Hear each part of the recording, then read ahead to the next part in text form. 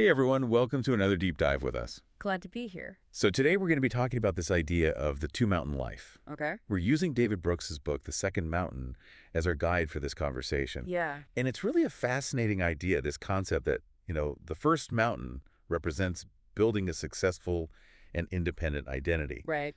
But then there's this whole other mountain, the second mountain, that, it's all about finding deeper purpose by contributing to something that's much bigger than yourself. Yeah. It really is kind of a shift in perspective, isn't it? It is. Like how we typically view success Right. and purpose. Mm-hmm. The first mountain is often all about achievement and, what you gain personally. Yeah. But the second mountain, that's about finding meaning through giving back through service, connecting to something larger. Absolutely. And, Brooks talks about these moral ecologies and how they influence us. Oh, yeah. And, he brings up this mid-20th century ecology that really put an emphasis on duty, humility, and fitting in. Right. That we're all in this together spirit. Totally.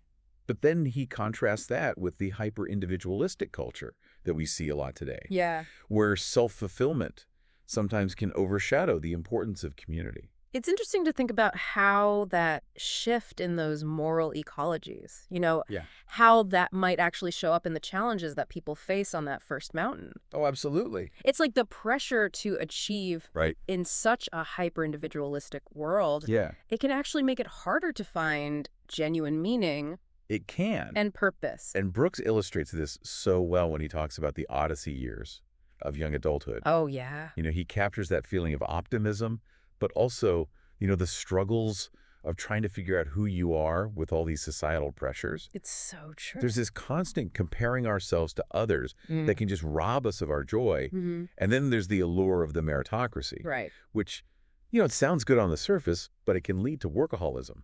And this feeling of like, why am I doing all of this anyway? Exactly. Like you get trapped in this cycle of just achieving. Right. Without ever stopping to ask, what's it all for? What does it all mean? Exactly. And I think Brooks, he uses that really powerful example of Tolstoy witnessing an execution. Oh, wow. Yeah. And it was such a visceral experience for Tolstoy. It just shook him to his core. Yeah. And it forced him to grapple with these deeper truths about life and death. Like he was just jolted out of his own little world Right. into this realm of asking these huge existential questions. And it makes you think about those pivotal moments that we've all had. The ones that make us reevaluate what really matters. Yeah. Whether it's a loss or a health scare or even just this creeping feeling of emptiness. Like, Right. is this all there is? It's like those experiences can be a wake-up call, They can. a push to look beyond what we're currently chasing. And Brooks suggests that these moments are often a sign that the second mountain is emerging. It's interesting. This calling to something deeper and more fulfilling. Right. It's not that the first mountain is bad or wrong. No. But it's this realization that there might be a more profound path waiting for us. I like that. And so the question becomes, how do we figure out what that path is? Right. How do we even know what to devote ourselves to? Yeah. That's the big question. And Brooks spends quite a bit of time in the book discussing this idea of vocation. It says it's not just about what you're good at, Right. but it's about what truly motivates you, Yeah. what resonates with your deepest values. He tells that great story about Fred Swaniker, Oh, yeah. who was super successful in the business world, Very successful. but he just felt empty. It wasn't until he tapped into his passion for education, Yeah. specifically building universities in Africa, Amazing. that he finally found his calling. His true calling. His talents were there, but it was that sense of responsibility, Right. something bigger than himself, Yeah.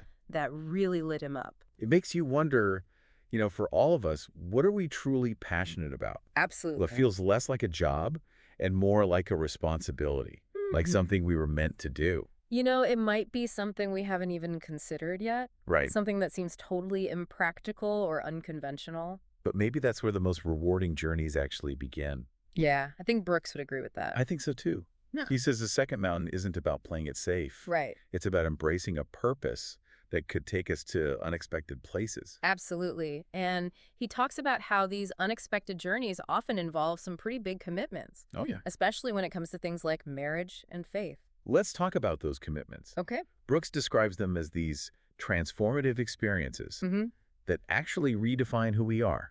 Interesting. He says they kind of weave us into this new fabric of relationships. Okay. and that gives us a deeper sense of belonging and purpose. It's like, for example, marriage. Yeah. It starts with all that excitement and joy. Yeah.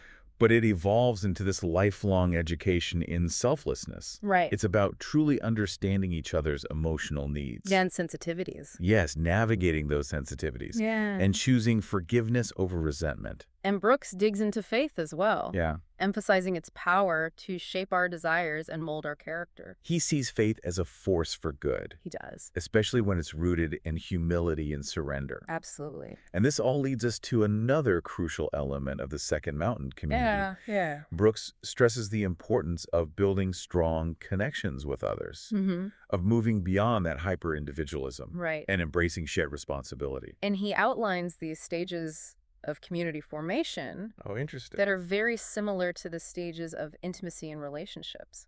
Okay, I'm curious to hear more about that. Let's dive in. Okay.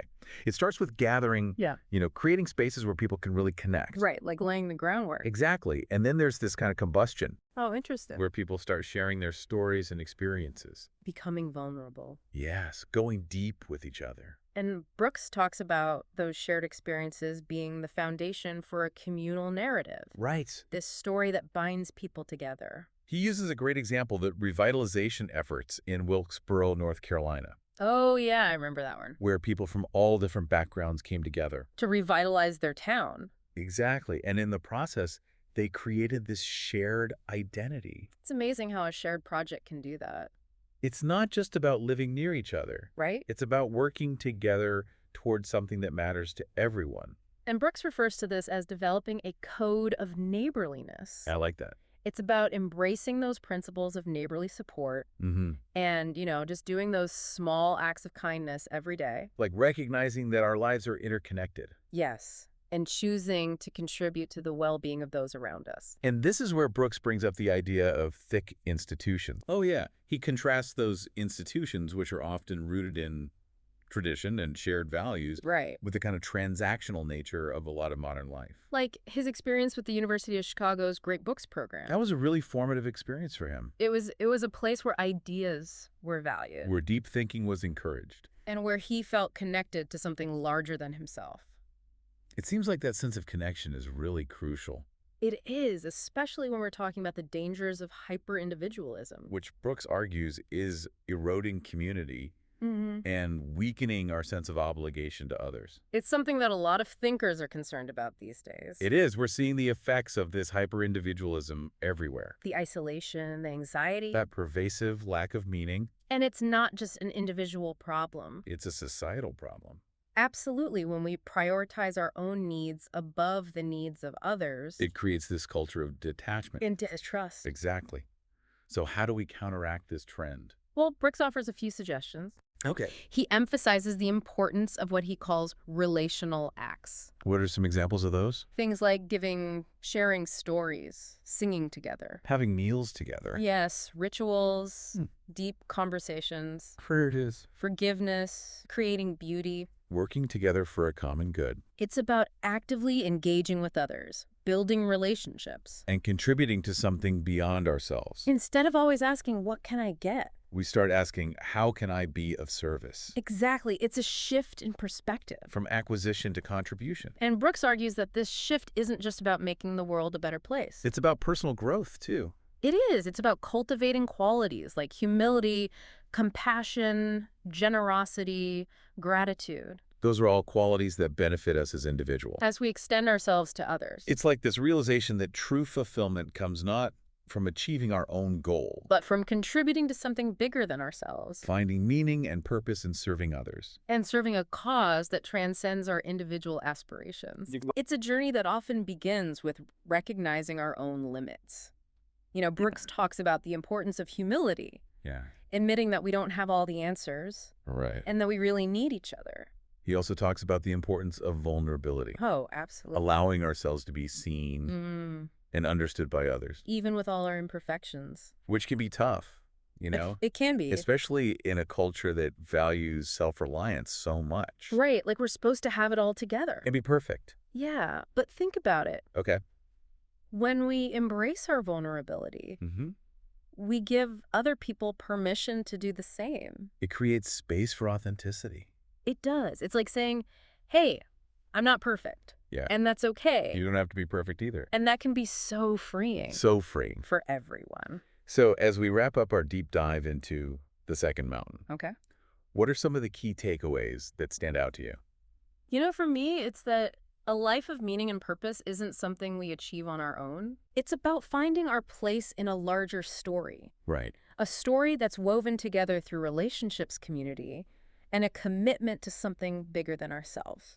That's beautifully said. And it reminds me of how Brooks emphasizes the interconnectedness of everything. Oh, yeah. We're not just isolated individuals. Right. We're part of this vast web of relationships. It extends way beyond our immediate circles. And when we start to understand that interconnectedness, it changes everything. it changes how we see the world, how we relate to each other. And how we live our lives.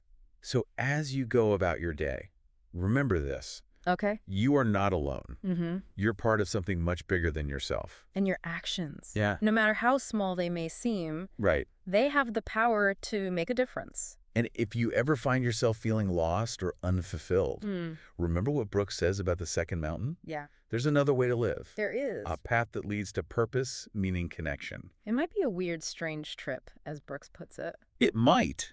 But it's a journey worth taking. Absolutely. So go out there. Yeah. Climb your second mountain. The view from the top Is breathtaking.